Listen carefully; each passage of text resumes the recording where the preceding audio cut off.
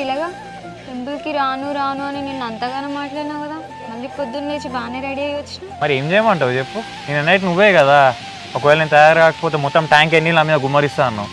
ఎందుకులే అని చెప్పి నేనే బకెట్ నీళ్ళు గుమ్మరించుకొని వచ్చిన. అబ్బో, పిల్లగానికి బాగానే భయం ఉన్నది.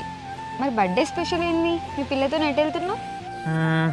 ఇప్పుడు టైం 7 అయింది.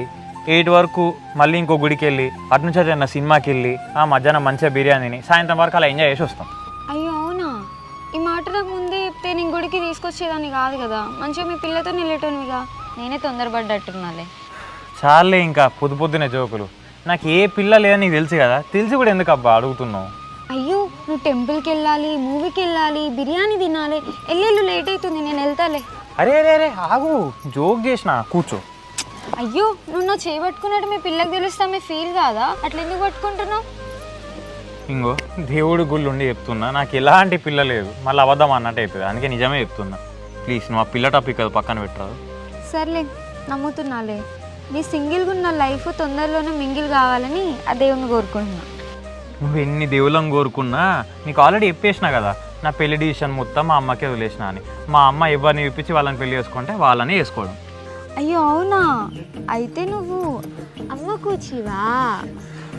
ఇది గుడి అనుకుంటానా ఇంకేమని అనుకుంటానవా? దేవుడా క్షమించు స్వామి, ఫ్యూచర్లో నాకు మాత్రం ఇలాంటి తింగర్ పిల్ల రాకుండా ఉండేలా చూడు స్వామి.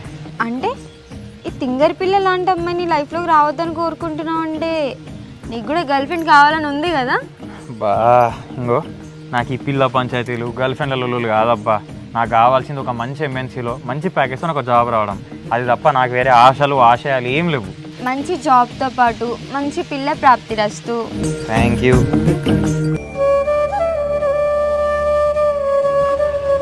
దివ్య, వరంగల్ పోయిన పని అయితే అయింది, జాబ్ అయితే ఓకే అయింది దివ్య. అవునా హరి, కంగ్రాచులేషన్స్. మరి శాలరీ ఎంత అన్నారు?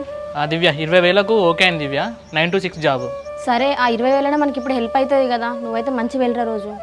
సరే దివ్య. రాఘవ, నీ బర్త్డే కదా, ఒక మంచి ఫోటో దిగుదాందా?